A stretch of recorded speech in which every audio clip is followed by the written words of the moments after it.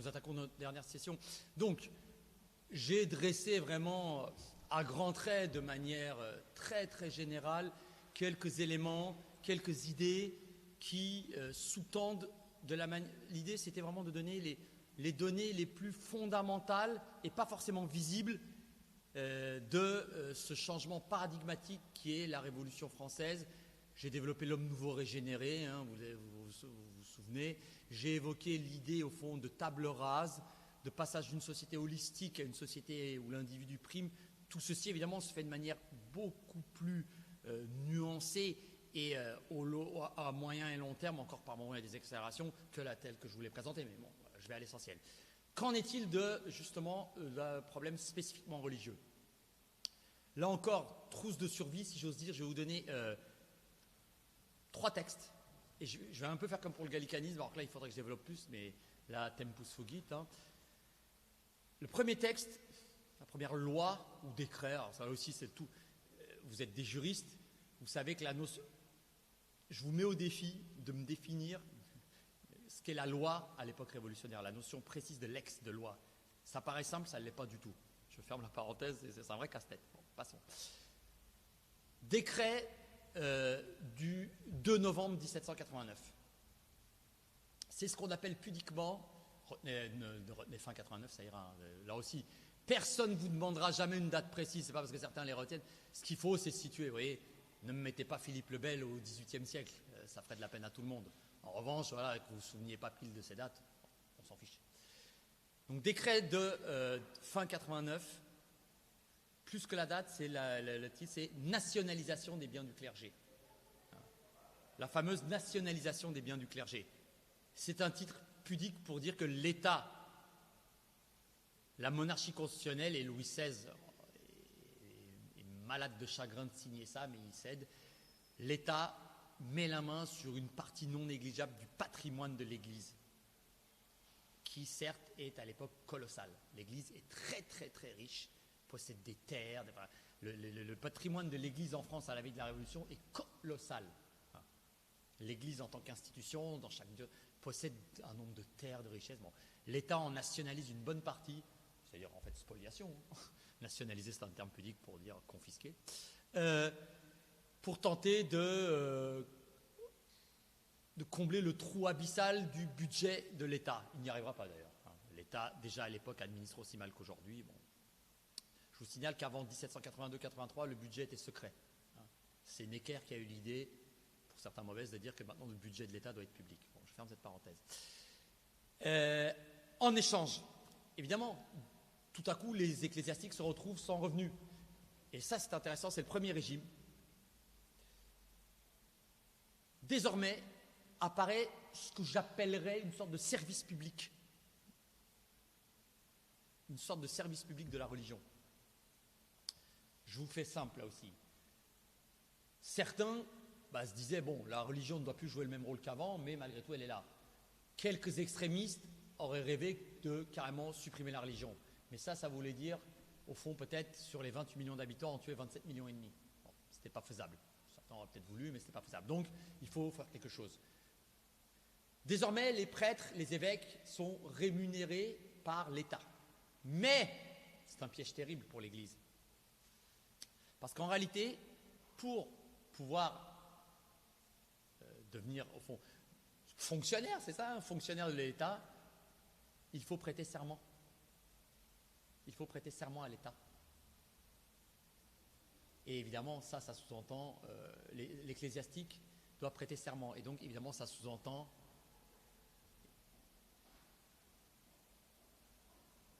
d'aller complètement à l'encontre même de tout ce qui était la France classique, de la France d'avant 89. C'est d'accepter le renversement, d'accepter l'expulsion de Dieu. La papauté s'exprime très rapidement et refuse. Et donc, à ce moment-là, va apparaître, il faut vraiment que j'aille vite, un schisme dans l'Église, une séparation, c'est-à-dire l'immense majorité des évêques et des prêtres vont refuser de prêter serment.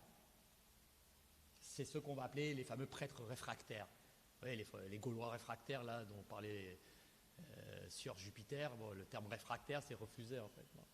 Là, c'était des prêtres réfractaires, mais on dit prêtres, mais c'est aussi des évêques. Sauf quelques-uns acceptent de signer. Bon.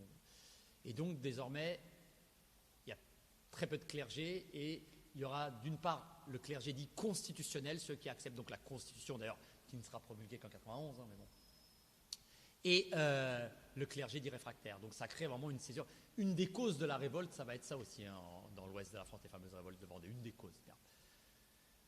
Donc ça, c'est ce système, et le texte qui le sanctionne, c'est un texte du 12 juillet 1790, vous le connaissez, j'espère, là aussi, c'est la fameuse Constitution civile du clergé. La Constitution civile du clergé, quand on parle de Constitution civile du clergé, c'est ce texte fondamental. Et je vous signale, si on se place sur le pur plan du droit international, qui, je le dis souvent, et ce n'est pas du tout pour faire de la peine à mes collègues qui enseignent cette matière, qui est réellement existante au niveau factuel, mais le droit international public, de mon point de vue, n'est qu'une farce, n'est qu'un vernis pour recouvrir des rapports de force. Sur un pur plan du droit international, et la papauté, évidemment, l'excipe, c'est une violation unilatérale du Concordat de Bologne de 1516. Quand vous signez un traité, vous pouvez y mettre fin qu'avec l'accord de l'autre partie avec laquelle vous l'avez signé, le traité est synalagmatique. Là, unilatéralement, la France met fin au Concordat de Bologne. Vous voyez, si on se place sur le pur terrain juridique, bon, qui s'en fiche. Ce système va très mal fonctionner, et je vous l'ai dit, ça va même basculer dans les horreurs. Encore une fois, ce n'était pas la seule cause, loin de là, mais inter alios, les guerres de Vendée, c'est cela. Et en attendant, évidemment, la vie continue, l'écrabouillante majorité des gens ont besoin du culte. Aller le dimanche à l'église à l'époque, voire même plus, c'est vital pour certains. Là aussi, juste une chose, je ne l'ai peut-être pas assez dit ça, mais vous ne pouvez pas comprendre ces sociétés-là, celle-là par exemple, si vous les regardez avec nos yeux de Français de 2022. Ça s'appelle de l'anachronisme. Il n'y a rien de... Et vous voyez, tous ces espèces de destruction, ce qu'on appelle la pensée dite woke, où je me dis, c'est mortifère, destructeur, scandaleux, immonde, ignoble, que de juger et de regarder, et surtout d'essayer d'expliquer, à la rigueur, pourquoi pas de juger, mais d'expliquer des événements du passé avec nos repères actuels, et encore pire, des repères actuels faussés. Vous voyez ? Le travail d'un historien professionnel, que ce soit du droit, de la religion, de ce que vous voulez, c'est d'essayer, jamais à 100%, parce qu'il est de se rapprocher au maximum du contexte de l'époque qu'il étudie, avec les repères de cette époque, les mentalités de cette époque, les prodromes. Vous voyez ce que je veux dire ? Eh bien, la France de 1790 n'a rien à voir avec la France de 2022, y compris et peut-être encore plus sur ce terrain-là. Ça reste un pays très profondément religieux, et ça signifie quoi pour notre affaire ? C'est que la plupart des messes sont clandestines à ce moment-là. C'est-à-dire les évêques ou les prêtres réfractaires célèbrent clandestinement. Des fois à peine, on le sait, mais bon. Les choses sont ainsi en 92, donc on commence à avoir les massacres de septembre 92, où plusieurs centaines de prêtres sont vraiment égorgés, massacrés, et puis les guerres.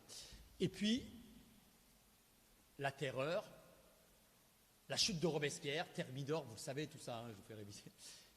Et là arrive la période du Directoire. Eh bien, vous le savez peut-être pas, vous l'avez oublié, mais c'est le Directoire qui quelque part va créer la laïcité. Alors le terme, attention, le mot laïcité n'existe pas à ce moment-là.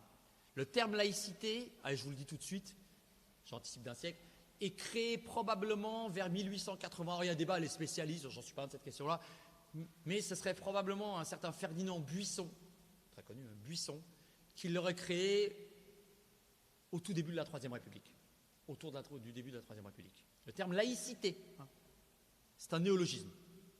Donc, un siècle avant, il n'existe pas, mais pourtant, notez-le ce texte, alors c'est un texte très oublié, mais c'est le premier, c'est le décret du 21 février 1795. Le décret du 21 février 1795 va pour la première fois instaurer un régime de séparation. Si vous voulez, désormais, c'en est fini de, comment dirais-je,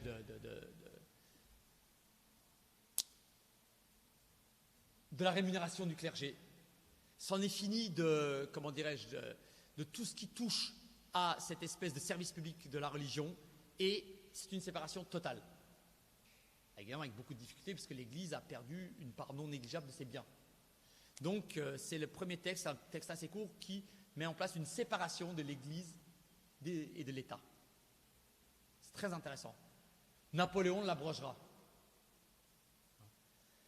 Napoléon, vous le savez, 1799, premier consul à vie, empereur, etc., Ensuite, donc je fais simple, entre 1799 avec Napoléon et 1875, il va y avoir différents régimes.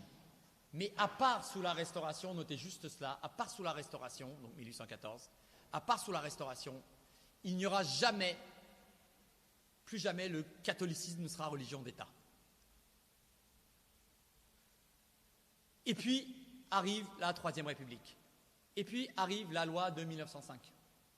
Vous voyez, là, on s'approche.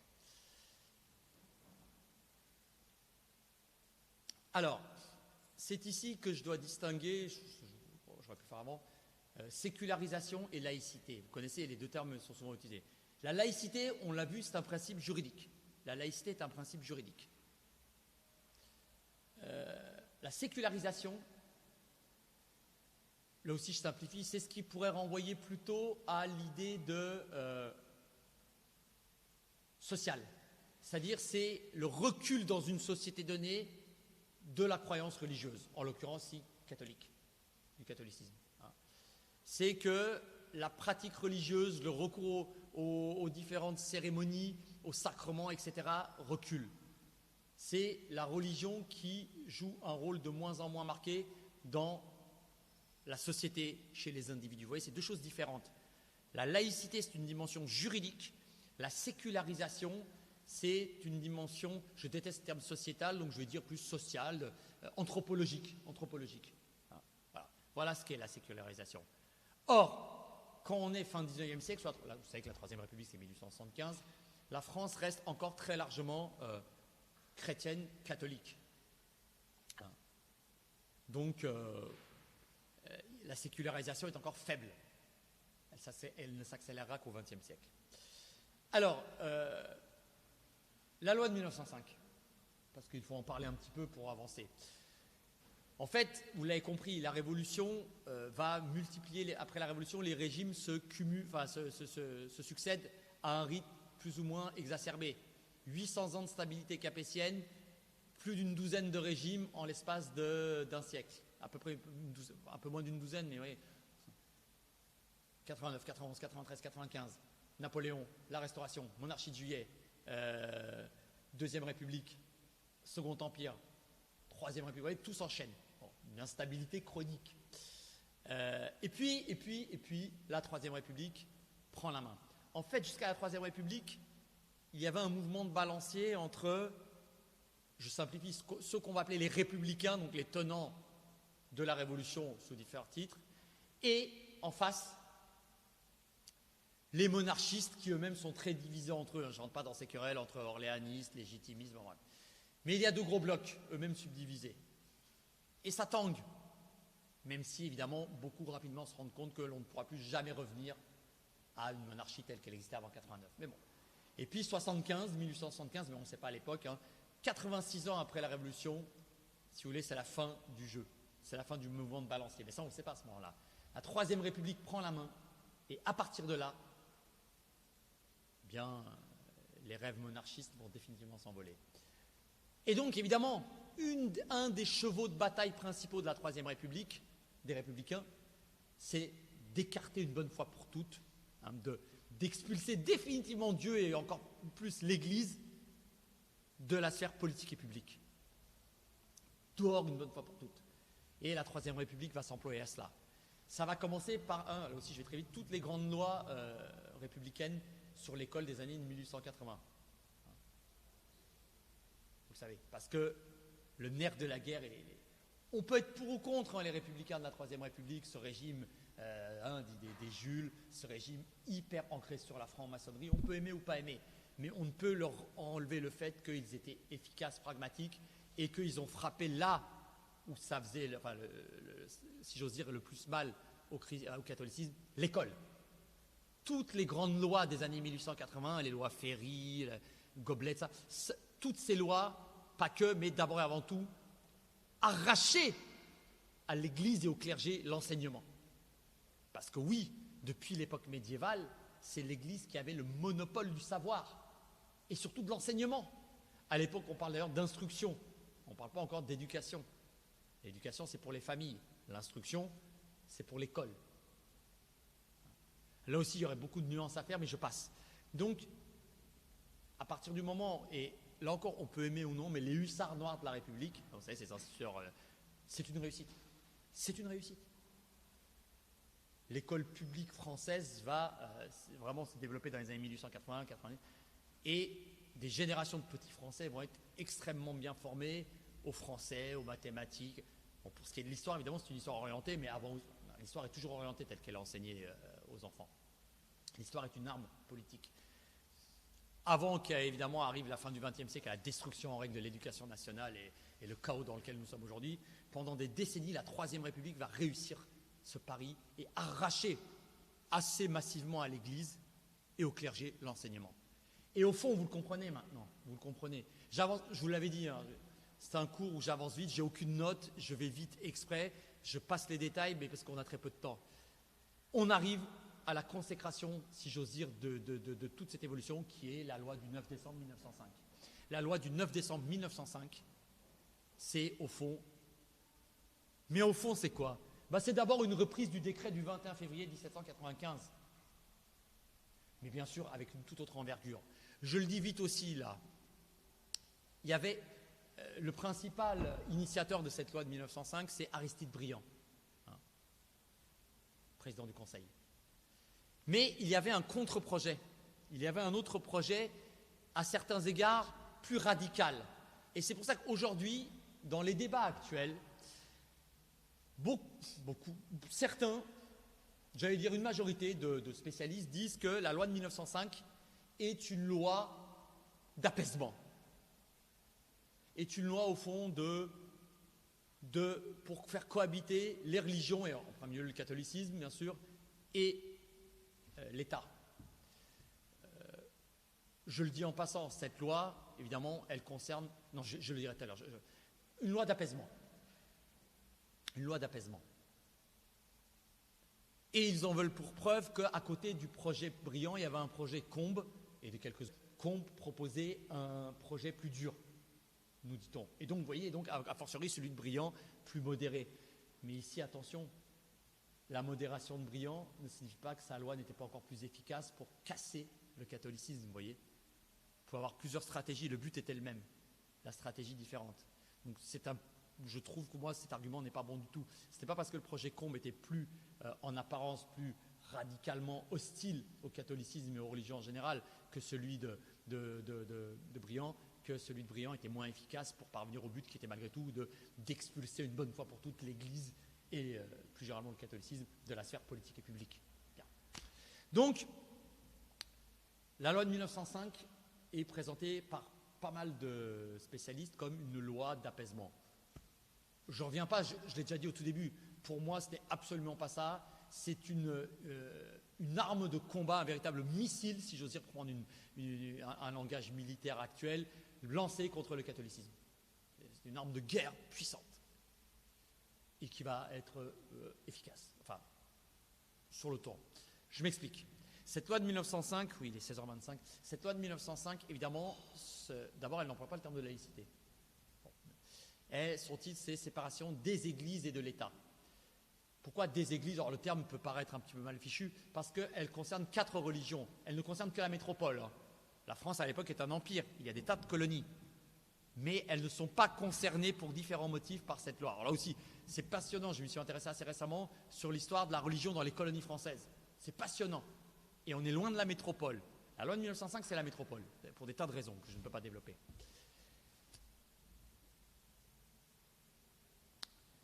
Quatre religions, ai-je dit. En réalité, il y en a 3 qui posent aucun problème. Le judaïsme, des juifs, il y en a toujours eu en France depuis l'Antiquité, mais leur nombre est infime. Avant la Révolution, ils sont ignorés ou maltraités. À la Révolution, vous connaissez, Clermont-Tonnerre dit « tout aux juifs en tant qu'individu, rien en tant que nation ». 1807, c'est le... Notez pas, je vais très vite, mais là, vous pouvez voir certains de mes textes, j'ai écrit là-dessus. C'est très intéressant, d'ailleurs, j'y reviendrai. Napoléon réunit une assemblée de notables juifs où il leur demande, point par point, voici les principales contradictions entre la loi mosaïque, la loi juive et les lois de la République, de l'Empire français, les lois françaises. Qui doit primer? Est-ce que vous admettez que vos lois doivent se soumettre aux principes du droit français? Oui. C'est très intéressant par rapport au problème actuel. Mais j'y reviendrai là pour tout à l'heure. Enfin, bref, donc le judaïsme, les luthériens et les calvinistes, donc les deux formes de réforme, les deux formes de protestantisme, mais ces trois religions, si j'ose dire, ne posent aucun problème. Le but, l'objectif de la loi de 1905, c'est le catholicisme. Écrasante majorité de la population française, et l'Église notamment. Ici, je parle de catholicisme, mais beaucoup parleraient ici plus de clergé. C'est le but premier, diront certains, c'est le clergé, c'est l'Église, moins que le christianisme. Sauf que c'est une espèce de... C'est vraiment un pieux mensonge, parce que derrière l'Église, il y a le christianisme, et dans le christianisme, l'Église est l'institution emblématique, mais pas la seule du christianisme. Bref. Et donc, la loi de 1905 va évidemment instaurer la séparation. Et là aussi, je n'ai pas le temps de développer, je le dis quand même en quelques mots. Tout le monde aujourd'hui, n'est-ce pas, dès qu'on parle de problèmes religieux, tout le monde a à la bouche laïcité, laïcité, laïcité, et puis la loi de 1905. Tout le monde la cite. Alors, rares sont ceux qui l'ont lu. Je vais vous donner deux éléments quand même concernant cette loi, et après je donnerai quelques détails plus spécifiques. Cette loi, d'abord, comporte 44 articles. Oui, elle est relativement longue. Cette loi, pareil, on dit, faut-il ou non modifier la loi de 1905 ? Vous connaissez ce débat, n'est-ce pas ? Bon, on l'a modifié quasiment une cinquantaine de fois depuis 1905 déjà. Mais il est vrai que cette loi a, de mon point de vue, deux morceaux. Les articles 1 et 2 et les articles 3 à 44. Les articles 1 et 2, ce sont les principes. On les a déjà vus, donc je vais les reciter. Les articles 3 à 44 concernent notamment les biens ecclésiastiques, les affaires de gros sous, le patrimoine de l'Église. Et cela va être une des techniques utilisées par Briand pour tenter de, notamment, je vais très vite, le but, c'est de fragmenter, de morceler, d'amoindrir le patrimoine, la puissance financière déjà amoindrie, mais qui restait importante de l'Église catholique. Vous voyez ? L'idée, c'est d'affaiblir par l'argent, ou de permettre, de faire en sorte de fragmenter le patrimoine. Et c'est notamment la création ici, c'est les articles 4 et 19 de la loi de 1905 qui organisent, vous le connaissez peut-être ça, les associations cultuelles, pas culturelles, cultuelles. C'est l'idée qu'on crée des personnes morales en charge d'administrer les biens des églises.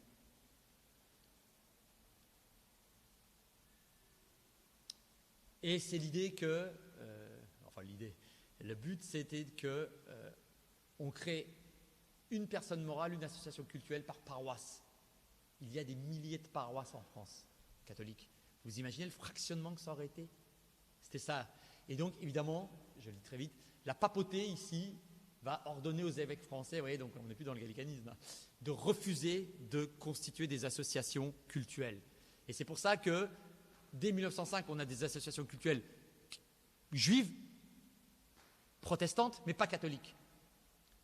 Ce n'est qu'en 1924 que la papauté acceptera finalement de faire des associations cultuelles, non pas au niveau des paroisses, mais des diocèses, au niveau de l'évêque. Donc aujourd'hui, on a, je ne sais plus le nom précis, mais autour d'une centaine, je crois, autant qu'il y a de diocèses, il y a d'associations cultuelles en France, avec l'évêque comme président de l'association cultuelle et des prêtres autour de lui. Vous voyez, c'est une personne morale chargée, avec différents avantages fiscaux, chargée d'administrer tous les biens, tout le patrimoine de l'Église catholique au sein du diocèse. Alors, simplement un point. Ça c'est très intéressant juridiquement. Quelle a été la conséquence du refus de la papauté et des catholiques de faire des associations cultuelles ? Ça, c'est une question que je me pose. Bon, j'ai une idée de la réponse, mais je ne vais pas développer. Est-ce que Briand et ses amis n'avaient pas prévu ce cas de figure ? Quid si les catholiques disent « ben non, nous on n'en crée pas ». Eh bien, la nature a horreur du vide. Qui allait être propriétaire de tous les biens ? Et notamment, quand je dis bien, j'entends quoi d'abord ? Les édifices religieux, les églises, les cathédrales. Il y a plus de 30 000 églises, quelques centaines de cathédrales, voilà. Donc, c'est l'État. C'est l'État qui est devenu propriétaire de ce fait. Vous voyez ? C'est pourquoi l'État, et notamment les communes. Et quand les associations cultuelles sont créées en 1924, eh bien la situation qui est celle actuelle est celle-ci. Désormais, pour tous les édifices du culte catholique, les églises catholiques construits après 1924 appartiennent aux associations cultuelles du diocèse dans lequel elles sont construites. Mais tous les édifices antérieurs à 1924, c'est-à-dire, je sais pas, aujourd'hui, c'est 96, 97%, oui, on a construit depuis un siècle des églises catholiques en France. Bon, de mon point de vue, souvent pas très joli par rapport aux anciennes, mais ça c'est une histoire de goût. Mais l'écrasante majorité des édifices catholiques en France sont antérieurs à 1924. Eh bien, elles sont la propriété aujourd'hui, soit de l'État, oui, il y a le cas à part, de toute façon, des cathédrales qui sont des monuments historiques, il faudrait tout à fait un statut à part, de grandes basiliques, mais l'immense majorité des églises, des chapelles, ça appartient aux communes. Et vous voyez où est le problème? C'est un problème de droit intéressant. Souvent, on entendra dire « mais ce n'est pas juste, dans la commune ne restaure jamais la synagogue, le temple protestant ou maintenant la mosquée où il y a des travaux à faire. Par contre, elle restaure l'église. Pourquoi? Parce que la commune n'est pas propriétaire de la synagogue ou du temple qui appartiennent à l'association cultuelle catholique, protestante ou juive, mais par contre, elle est propriétaire de l'église catholique. Et donc, en tant que propriétaire, elle est tenue à maintenir hors d'état de péril le bien. Vous voyez, on peut trouver ça bien ou mal, mais l'explication juridique est celle-ci. Voilà. Bref, cette loi de 1905, en réalité, est une loi qui est une loi de combat. Et au-delà des associations cultuelles, ça s'est très mal passé. Pour pouvoir, on va faire ce qu'on appelle les inventaires. On va faire l'inventaire des biens ecclésiastiques. Ça veut dire que les officiers publics, souvent avec l'aide de la force publique des gendarmes, vont entrer dans les églises pour comptabiliser tout. Le nombre de sièges, de vases, enfin, et beaucoup de catholiques vont évidemment voir ça comme une profanation. Enfin, et il va y avoir des blessés, même des morts. Ça va très très mal se passer. C'est-à-dire que la République française va se comporter à certains égards avec une dureté inouïe envers les catholiques.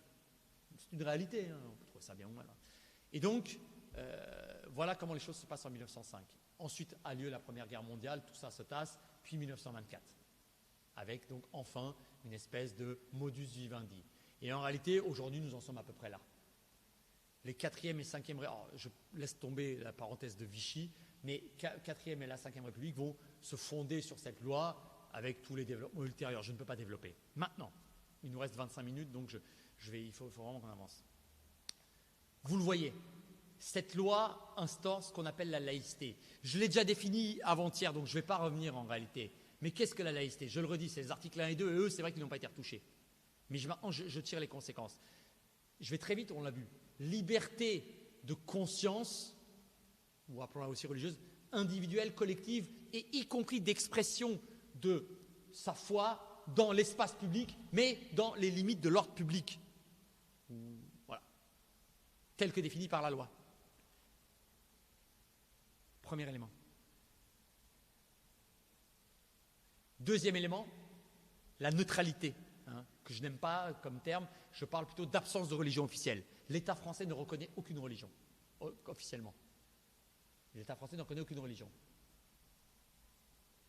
Attention, une énorme erreur, là, vraiment une bêtise absolue, ça ne veut absolument pas dire que l'État français ignore les choses religieuses. Ce serait un suicide, un État qui ne s'occupe pas des choses religieuses. Elle les surveille, elle les encadre, mais elle ne s'en mêle pas de l'intérieur et surtout, elle n'en reconnaît aucune. C'est les deux éléments fondamentaux. Le deuxième, commençons par le deuxième. Que signifie l'absence de religion officielle? Vous voyez, je le dis par la négative. Que signifie l'absence d'une religion officielle ou d'une religion d'État? Ça signifie que l'État ne reconnaît aucune religion. D'accord. Comment, et c'est là il y a des pièges, comment identifier au plus près? Parce que c'est pas évident. Hein. Oui, là, théoriquement, ça paraît simple. C'est beaucoup plus compliqué qu'il n'y paraît. Mais moi, là, c'est mon approche. C'est une approche objective, mais qui est un petit peu d'un point de vue précis, mais je trouve que c'est assez parlant. Il ne peut y avoir de laïcité. Vous voyez, ma question, c'est quand la laïcité existe ou pas. On dit beaucoup de bêtises là-dessus. Regardez, on va vous dire « Ah, mais aux États-Unis, les États-Unis ne sont pas un pays laïque parce que le président jure sur la Bible lors de son investiture. » A contrario, on nous dira, on le dit moins, la Turquie est un État laïque parce que dans sa constitution de 1937, elle l'a indiqué, elle a dit la Turquie est un État laïque. Bon. Je vous le dis tout de suite et je vais l'expliquer dans un instant. Les États-Unis sont malgré tout un pays laïque, la Turquie n'a jamais été un pays laïque et je vais l'expliquer les deux dans un instant. D'abord les États-Unis, les deux en même temps. Le vrai critère premier d'absence ou pas de la laïcité est, de mon point de vue, celui-ci. il ne peut y avoir de laïcité que s'il n'y a pas, vous voyez, je fais tout par la négative, mais c'est là que c'est le plus explicatif, que s'il n'existe pas de discrimination légale des citoyens, individuellement et collectivement, en fonction de leur appartenance religieuse. Je le redis, il ne peut y avoir de laïcité que s'il n'existe pas de discrimination des citoyens d'un État donné par rapport à leur appartenance religieuse, individuellement et collectivement. C'est-à-dire que, à la seconde, je vais le dire, où les citoyens d'un même pays sont discriminés en fonction de leur appartenance religieuse, il ne peut pas y avoir de laïcité. C'est ça. Pour moi, c'est le critère absolu. Or, aux États-Unis, il n'y a pas de discrimination. À l'inverse, en Turquie, dès 1923 avec Mustafa Kemal, malgré tout, et aujourd'hui, n'en parlons pas avec le néo-sultan Erdogan, les sunnites, les Turcs sunnites et les Turcs musulmans sunnites et les Turcs non sunnites, qu'ils soient musulmans chiites, alévis, je ne parle même pas de ce qui reste de chrétiens ou de juifs, ne sont absolument pas traités à égalité. Tous les Turcs, je ne parle pas des étrangers, je parle des citoyens turcs non sunnites, sont archi-discriminés sur le plan religieux par rapport à la possibilité de bâtir des édifices religieux, de restaurer des édifices religieux, par rapport. Bref, il y a des discriminations criantes, toujours. Il y en a eu dès le départ, il y en a encore plus aujourd'hui. Donc la Turquie n'a jamais été un État laïque. On a vendu ça comme une espèce de slogan publicitaire aux Occidentaux pour quand il s'est agi tenter de faire rentrer la Turquie dans l'Union européenne parce que c'est un membre de l'OTAN et un allié soi-disant permanent et absolu contre le bloc soviétique à l'époque et la Russie aujourd'hui, ce qui est alors absolu. La Turquie, c'est une espèce de cheval de Troie à l'intérieur de l'OTAN et de l'Union européenne, mais ça, c'est un autre problème. Donc, en tout cas, la Turquie n'a jamais été un État laïque. À l'inverse, les États-Unis, oui, au sens le premier. Évidemment, ensuite, l'organisation dans le détail de la laïcité américaine et de la nôtre, par exemple, n'a rien à voir. Mais vous voyez, les fondamentaux, le détail. Voilà ce qu'est la laïcité. Première chose, donc, l'absence de religion officielle d'un État, c'est difficile. A contrario, dans tous les pays où il y a une religion officielle, à des degrés divers, les citoyens sont discriminés en fonction de leur appartenance religieuse. Aujourd'hui, dans beaucoup de pays, on va pas trop, je vais le détailler dans quelques instants, dans beaucoup de pays musulmans, où l'islam est religion d'État, un pays musulman, ça ne va pas déranger, où l'islam est religion d'État, eh bien les citoyens non musulmans, je ne parle pas des étrangers encore une fois, mais n'ont pas les mêmes droits que les citoyens musulmans. Égypte, les pays du Maghreb, Algérie, Tunisie, Maroc à des degrés divers, je parle même Afghanistan, Pakistan, dans ces pays-là, c'est même pas qu'on n'a pas les mêmes droits, c'est qu'on n'a quasiment pas le droit d'exister si on n'est pas de religion musulmane. Donc voilà, et sunnite dans ce cas-là. Donc vous voyez, ça c'est un critère absolu. L'autre, alors, je viens à l'autre, la liberté. Alors ça c'est plus le problème actuel. Et pas que, mais d'abord majoritairement avec l'islam. Mais pas que, mais majoritairement. Il y a des tas de débats. Le dernier, c'était sur cette chose qu'on appelle le burkini. Et puis le voile islamique, les nourritures confessionnelles. Tous les débats que vous voulez. Vous remarquerez qu'à chaque fois, il y a en général deux camps. Ceux qui veulent promouvoir, moi je vais vous dire ce que c'est. Parce qu'on dit, c'est des signes distinctifs, c'est l'occupation de l'islam, du paysage, etc. La réalité, et je vais le faire dans un instant, mais je vais d'abord regarder de l'autre côté. Et il est 41, je vais prendre 10 minutes pour regarder de l'intérieur de l'islam, c'est très intéressant. Mais d'un côté, on va dire, c'est la loi de 1905, la laïcité interdit qu'on porte le machin, qu'on porte un voile. Rien du tout. En réalité, que dit ce texte ? L'article 1, il dit possibilité de l'expression de sa foi, y compris dans l'espace public, dans les limites de l'ordre public tel que défini par la loi. En fait, ce texte dit tout et rien.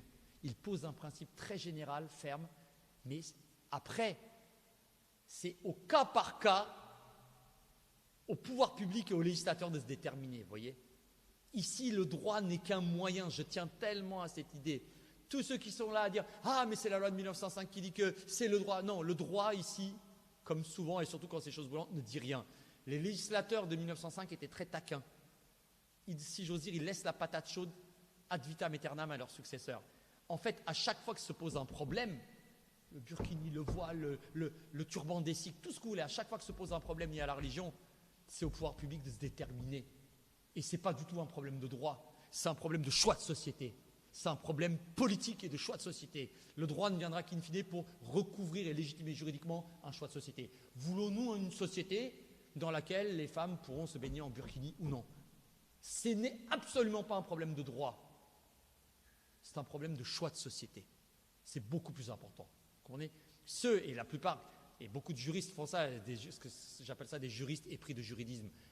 Le droit, mais le droit il ne dit rien, ou le droit il ne fait que légitimer quelque chose de 1000 fois plus important qui est un choix de société, d'aucuns diraient même un choix civilisationnel. Vous comprenez? C'est ça le vrai enjeu.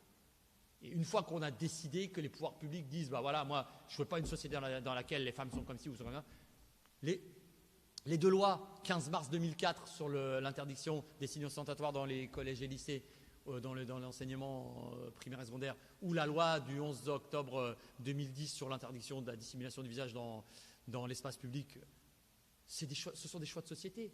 Sur un pur plan juridique, on peut tout autant trouver des arguments qui sont à l'appui de ces deux lois que des tas d'arguments qui sont tout à fait à l'encontre hostile et qui démontent cette loi. Vous voyez, juridiquement, on n'arrive pas. C'est une impasse, le droit, comme souvent de mon point de vue. C'est une impasse. C'est d'abord le choix. Quel choix de société? Vous comprenez? C'est ça la vraie clé. Personne. Enfin, j'entends rarement expliciter de la. Alors là, je suis au cœur du problème. Être là à se gargariser, ah oui, mais la loi de 1905, oui, non, la laïcité permet ça, la laïcité. Non, la laïcité, d'abord, définissez ce que c'est, et puisque vous visez le texte principal, alors c'est pas le seul, mais qui est la loi de 1905, et plus généralement tous les autres textes qui sont formulés de manière à peu près similaire, ou qui ont le même état d'esprit sur c'est possible sauf si la loi l'interdit, ben, la loi, elle peut changer tout le temps. Ce n'est qu'un choix de société, vous comprenez?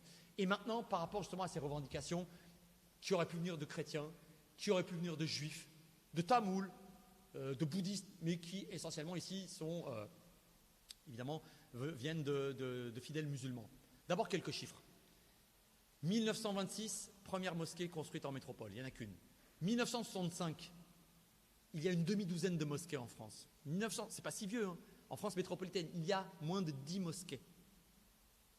1980, il y en a environ 300. Aujourd'hui, il y en a plus de 2500, 2500 et 3000, et plusieurs centaines de projets de construction. Que c'est-il? Pourquoi on est passé de 5-6 à 3000? Peu importe, je vous donne les chiffres, allez. Moins de 10 en 1965. Encore une fois, j'ai aucune note, mais je suis certain de mes chiffres là. Moins de 10 en 1965. 300 environ vers 1980. Aujourd'hui, entre 2500 et 3000. Pourquoi? Démographie, tout simplement. Il n'y avait quasiment pas de musulmans en 1926 en métropole. Il y en avait très peu dans les années 60. Aujourd'hui, il y en a plusieurs millions. Majoritairement français, minoritairement étrangers. C'est tout. C'est tout. C'est tout. C'est un problème de démographie. Et si demain il y a plus de musulmans, il y aura plus de mosquées. Et ça aurait été plus de juifs, il y aurait plus de synagogues. Ça aurait été plus de chrétiens, il y aurait plus d'églises, encore que le christianisme, justement, se sécularise tellement que l'avancée est beaucoup moindre. Mais bon, vous comprenez? C'est un problème de démographie. Alors, on peut trouver ça bien ou mal, on peut dire, ah là là, ça, il parle de remplacement. J'estime que tous ces débats sont trop bas. Mais je me situe au-delà de ces débats complètement phagocytés et de gens qui ne veulent pas admettre des réalités ou d'autres qui sont dans des schémas non explicatifs. Je constate. Premier élément. Deuxième élément. Il est 45, donc je vais aller très vite là. Mais c'est important. Tout ce que j'ai dit sur le christianisme là, depuis la fois précédente et là, est encore plus valable pour l'islam. Qu'est-ce que l'islam? Religion monothéiste. Mais c'est comme je le dis souvent, notez pas les termes, akida et charia, foi et loi. De manière beaucoup plus nette, visible, explicite que dans le christianisme. Mais vous avez compris, hein, je vous l'aurais répété, mais de mon point de vue, la nature est la même en arrière-fond. Mais l'islam, c'est tout autant de la foi que de la loi. C'est-à-dire que l'islam propose, à partir de son livre saint, livre révélé, le Coran pour les musulmans, c'est la parole de Dieu. Les 114 sourates et les 6236 versets que comprend le Coran, pour un musulman, on peut trouver ça. Encore une fois, ouais, je suis dans là, c'est pas le problème de savoir si c'est vrai ou pas, on s'en fiche. Pour un musulman, c'est Dieu qui a parlé. La Bible, le Nouveau Testament, c'est des hommes qui l'ont écrit sous l'inspiration du Saint-Esprit. c'est un livre inspiré. Là, c'est un livre révélé. C'est la parole de Dieu. Et donc, ce texte divin, aucun texte humain ne pourra jamais le contredire ou aller à l'encontre. Or, sur les 6236 versets, il y a quelques centaines qui sont des versets là, directement explicitement du droit, de la norme. Ensuite, développés, explicités, affinés par la Sunna, le travail des jurisconsultes, à travers l'analogie et le raisonnement par analogie et le raisonnement par consensus, etc., etc. Bref, et à partir du Coran et de différentes autres sources juridiques, les juristes musulmans au Moyen-Âge ont extrait des prescriptions normatives qu'on appelle la charia, la direction, et cette charia appliquée, c'est le fiqh, c'est le droit musulman appliqué, en gros. Les termes ne sont pas exactement les mêmes, si on voulait être précis, il faudrait mettre des guillemets, mais je passe. Donc, ce que je veux dire, c'est que plus que toute autre religion, l'islam, vraiment j'insiste, c'est tout autant de la spiritualité, mais c'est tout autant de la loi, de la foi, avec des normes directement données par Dieu et ensuite dupliquées par induction ou par déduction par des juristes musulmans. Donc, l'authentique islam, c'est tout autant de suivre la dimension cultuelle, mais de suivre la loi. C'est-à-dire que ce n'est pas à la carte, ce n'est pas un choix. Quand on dit oui, mais non, ce n'est pas un problème, et c'est valable pour toutes les religions, là, je reprends pour le dire. Oui, mais non, la religion, c'est une affaire privée, et ça doit être une affaire privée entre l'homme et Dieu, et puis ça ne concerne pas l'espace public, c'est pas peu. Faux! Les religions sont fondamentalement holistiques. Elles englobent le groupe d'abord et l'individu ensuite, et elles sont politiques et encore bien plus juridiques. La nature des religions, c'est de tout occuper. Le christianisme et encore plus sûrement l'islam. Donc la laïcité, en réalité, fait qu'elle contraint les religions. Vous voyez, c'est un rapport de force. Soit la laïcité s'impose, ça notez-le, parce que soit la laïcité s'impose et elle laisse survivre des religions que leur aspect spirituel, mais elle leur enlève, elle leur mutile tout leur aspect juridique, et donc fait en fait que ces religions sont mutilées et elles ne sont plus vraiment ce qu'elles sont. Soit la laïcité recule, et là les religions naturellement s'étendent et étendent autant que possible tous leurs dispositifs, y compris normatifs. Et toutes les demandes, alors plus ou moins directes, plus ou moins indirectes, de burkini, de nourriture halal, de que sais-je, ce ne sont que directement ou indirectement la volonté consciente ou inconsciente d'application de la loi musulmane plus ou moins clairement définie. Ce n'est que ça. Donc d'un point de vue islamiquement parlant, c'est 1000 fois légitime. C'est comme ça. Après, c'est un choix. Soit une société accepte. Et ce serait pareil avec des principes chrétiens, et ce serait exactement pareil avec la loi juive, que Napoléon, justement, a mis au pas. Les religions, ce n'est pas que de la foi. C'est tout autant de la loi. Ça organise tout. Les religions sont totalitaires et totalisantes. Il faut bien comprendre ça. C'est comme ça. Donc, vous voyez, la laïcité, c'est un rapport de force permanent avec les religions. Quand on dit la laïcité, ah non, ça apaise, ça protège les religions. Pas du tout. Par rapport à ce que sont réellement les religions, la laïcité les mutile. Mais après, ce sont des choix de société. On peut trouver ça bien ou mal. Moi, je ne donne pas mon avis, là, vous voyez. Mais là, ce qui vraiment me désespère, c'est que les constats que je suis en train de faire, et qui sont des constats purement objectifs et indiscutables sur les fondamentaux, on ne veut même pas les admettre. Donc, tant qu'on en sera là, on ne risque pas de progresser dans les débats. Et donc, ce que j'ajoute dans le peu de temps qui reste, c'est que, s'agissant de l'islam, vous voyez, vous commencez à mieux voir. Le débat est interminable. Mais je vais aller encore plus loin. Vous allez voir, c'est pour vous montrer à quel point c'est complètement irréconciliable. Et encore une fois, là aussi, c'est pas du tout pour vous mettre à l'aise ou pour me dédouaner, mais c'est parce que c'est vrai, ce n'est pas propre à l'islam. Oui, c'est plus visible avec l'islam, parce qu'aujourd'hui, l'islam est une religion qui est encore vivace, alors que le christianisme s'est largement sécularisé à partir des années 60 du XXe siècle. Le catholicisme en France dans les années 60, et que le protestantisme, de toutes les manières, à part sous ses formes évangéliques, est dans un autre schéma, et que le judaïsme en France, à part des minorités, est là aussi d'abord numériquement plus faible que le nombre de musulmans, et ensuite, depuis le début du XIXe siècle avec Napoléon, de toute façon, il y a eu une espèce de modus vivendi qui fait que le judaïsme a accepté d'être mutilé en France. Bon.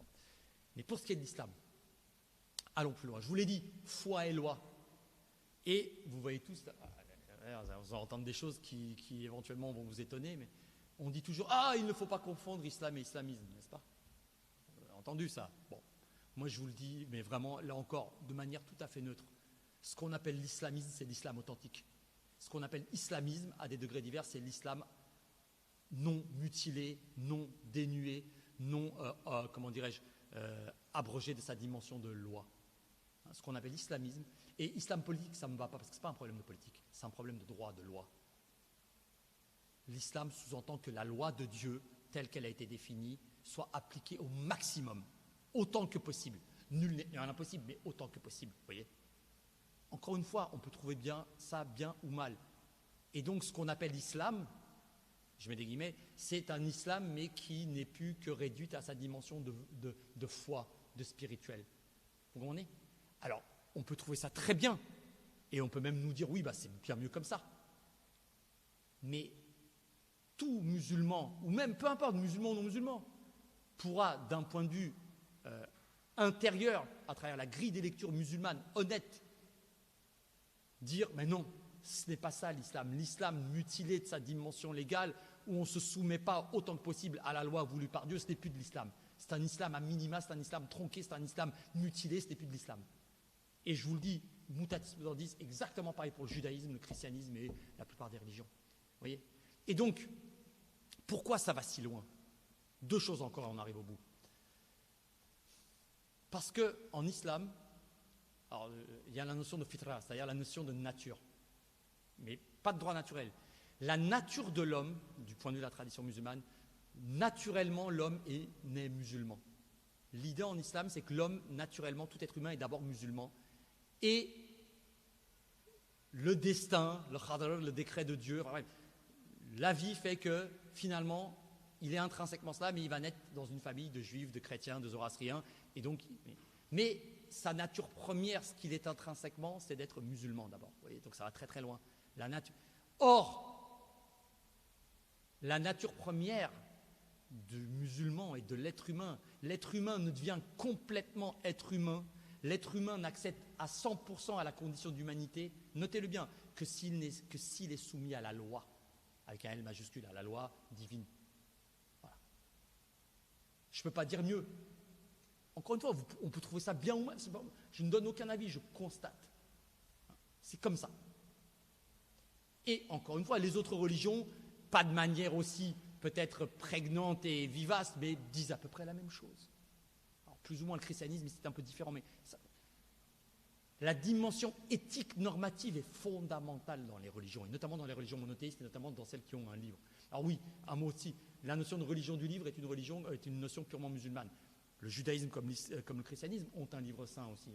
Mais la notion de religion du livre, c'est proprement une appellation musulmane pour dire les juifs ont eu un livre saint, mais ils l'ont tronqué. Les chrétiens en ont eu un, les évangiles, mais ils l'ont tronqué, la Torah pour les juifs. Et Dieu est venu faire une ultime révélation en récapitulant tout et en donnant la révélation ultime à Muhammad à travers donc le Coran. Voilà. Donc quand on parlait de religion du livre, pourquoi pas, mais c'est une appellation musulmane, vous voyez. Bon. Mais ça, c'est un détail. Je reviens sur quelque chose de beaucoup plus important, qui est donc cette affaire de foi et de loi. Vous l'avez bien compris. Vraiment, je dis, certains vont être heurtés, vont dire, mon Dieu, qu'est-ce qu'il dit? Et c'est pour ça, ce débat islam-islamisme ne veut rien dire, et islam politique encore moins, je le redis. La réalité, c'est que il est islamiquement parlant tout à fait naturel de vouloir faire en sorte que la loi musulmane s'applique. Après, évidemment, il y a un autre qui va dire, mais ce que vous faites, vous essentialisez. Vous essentialisez l'islam, vous essentialisez le judaïsme. C'est très simple là. C'est un regard tout à fait anachronique, non pas par rapport au temps, mais par rapport à d'où l'on regarde. En disant cela, on regarde d'un point de vue justement d'une société hors religion. On regarde d'un point de vue, c'est-à-dire occidental à religieux. Dire qu'on essentialise une religion, c'est tout simplement dire qu'on dit ce qu'est une religion. Une religion, par définition, est essentialiste. Elle a une essence propre, une fixité, d'autant plus marquée qu'elle est fondée sur de la norme voulue par Dieu, directement ou indirectement. Donc essentialiser n'est pas un problème, c'est tout simplement rentrer dans le moule de la religion donnée. Ce n'est pas un problème d'essentialisation.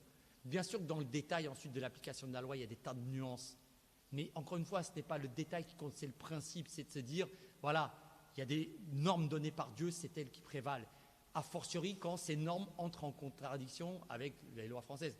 Mettons que les normes du droit musulman, la charia appliquée sous sa forme de fiqh, seraient exactement les mêmes que les lois françaises. Bon, ça ne poserait pas de problème. Or, ce n'est pas tout à fait le cas, parce que là aussi, je termine en disant ça c'est fondamental, c'est la notion d'inégalité paradigmatique. J'ai plus ou moins dit au début et je vais finir avec ça. L'islam, comme toutes les religions, mais de manière très marquée, dispose de ce qu'on appelle des inégalités. L'appellation est de moi, ça vaut, c'est mon expression, des inégalités paradigmatiques. Des inégalités paradigmatiques. Dans le Coran et dans le droit musulman en général, avec des nuances, il y a 3 types d'inégalités que l'on retrouve à peu près là aussi dans le judaïsme et dans le christianisme aussi. Par ordre du moins important au plus important. Libre-esclave. Libre-esclave. Homme libre-esclave. L'islam, à l'époque, lorsque le Coran a été révélé au 7e siècle, évidemment, l'esclavage existait en Arabie. D'ailleurs, l'empire califal musulman a pratiqué l'esclavage de manière industrielle. Il n'y a pas que il y a eu les puissances occidentales coloniales qui, évidemment, ont eu recours à l'esclavage. Mais l'esclavage a existé tout autant en Afrique noire, elle a existé tout autant dans le monde, dans le califat musulman arabe, puis ottoman. Donc, voilà. Donc, libre-esclave. Jamais le libre et l'esclave ne sont juridiquement au même niveau. L'islam, comme la plupart des religions, favorise, encourage l'affranchissement des esclaves, mais évidemment à condition qu'ils soient musulmans. Deuxième inégalité, homme-femme. Juridiquement, l'homme et la femme ne sont pas égaux. Bien sûr que la femme a une place importante, elle est reconnue, mais là aussi, regardez notamment la sourate 4, verset 34 et d'autres, juridiquement, sur le plan du droit successoral, du droit matrimonial, il y a des inégalités en faveur de l'homme. Mais le judaïsme aussi. Le christianisme aussi à certains égards, de manière moins directe normativement, mais ça revient au même dans les sociétés chrétiennes. Mais surtout, et ça c'est valable pour toutes les religions, ces 2 inégalités sont importantes, mais la plus importante de toutes, c'est évidemment entre croyants et incroyants, fidèles, infidèles, musulmans, non musulmans. Celle-là, elle est fondamentale. L'islam, comme toutes les religions, sépare les êtres humains en 2. Oui, tous les humains sont des créatures de Dieu. Mais ensuite, il y a ceux qui croient au vrai Dieu, ceux qui sont enfin dans la lumière, et puis il y a ceux qui restent dans les ténèbres. Et donc, évidemment, aucun homme ne peut préjuger de ce que sera leur sort à la fin, parce qu'évidemment, ces religions ici ont une dimension eschatologique, et dans le sens où, après ce monde, il y aura, on va dire, pour parler facilement, enfer, paradis, même si c'est plus compliqué. Donc, a priori, l'infidèle, lui, il a peu de chances d'aller au paradis, encore que. Mais bref, l'islam, comme toutes les religions, distingue entre fidèles et infidèles, et normativement, partout dans toute société où le droit musulman, même à minima, s'applique, jamais le fidèle et l'infidèle seront à égalité. Donc ce qu'il faut bien comprendre, c'est que si le droit musulman s'applique, ça signifie à terme qu'il y aura des discriminations et une inégalité vraiment marquée entre musulmans et non musulmans. Comme ce serait le cas dans une société où le christianisme s'appliquerait comme religion d'État, comme ce serait le cas dans une société où le judaïsme serait religion d'État. Donc ça, il faut bien avoir conscience de cela. Vous voyez, ces inégalités paradigmatiques, et notamment celle fondamentale entre fidèles et infidèles, est vraiment indépassable. Et je n'ai pas le temps de développer, mais je pourrais vous prendre l'exemple de différents pays musulmans à l'heure actuelle où le droit musulman s'applique. Il y a des pays majoritairement musulmans où le droit musulman ne s'applique pas. C'est très rare, mais par exemple le Sénégal. Le Sénégal est très majoritairement musulman, à 95%.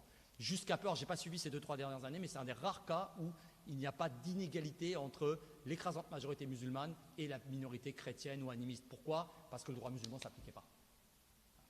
Mais sinon, pour le reste, c'est automatique. C'est automatique. Parce que sinon, si le fidèle et l'infidèle étaient traités de la même manière, y compris ici-bas juridiquement, je ne parle même pas par rapport à l'au-delà, à quoi ça servait de croire en Dieu ou de ne pas y croire ? C'est-à-dire, croire en Dieu ou ne pas y croire, c'est la différence la plus grande qui peut exister entre êtres humains.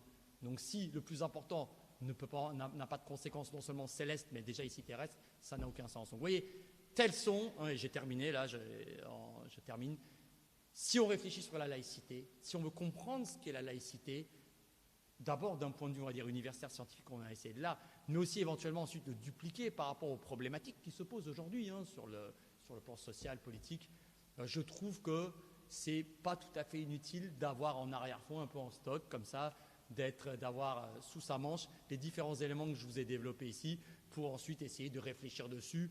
Après, chacun pourra avancer d'éventuelles solutions ou pas, mais en tous les cas, on ne raisonnera jamais aussi bien, ou du moins le moins mal possible, que si on a un minimum de connaissances fiables, sérieuses, objectives sur ces questions qui sont aussi brûlantes que fondamentales pour notre société, comme ça a toujours été le cas dans toutes les sociétés humaines. Ça l'a été, ça l'est, ça le sera. Voilà, je vous remercie et bon courage à tous pour la suite.